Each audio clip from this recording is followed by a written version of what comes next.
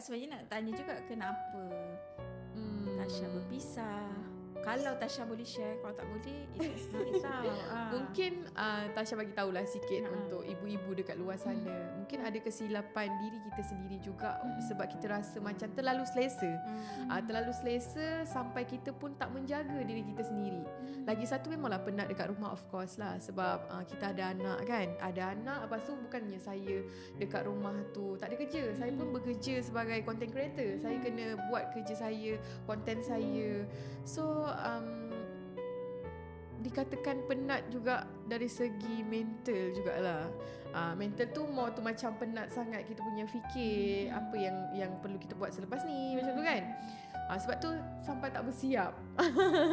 Maksudnya punca dia adalah tidak bersiap ke? Maksudnya Tasha berpisah sebab Aisyah sebelum nampak Tasha tak bersiap ke? Yang tu Tasha pun tak tahu sangat. Tasha pun tak tahu sangat sebab apa. Sebab masa tu dia pun tak cakap sebab apa. Just cakap macam Tasha rasa sebab tak ada jodoh kot. Mungkin Tasha yang rasa dia tak bersiap. Betul. Tasha rasa benda tu.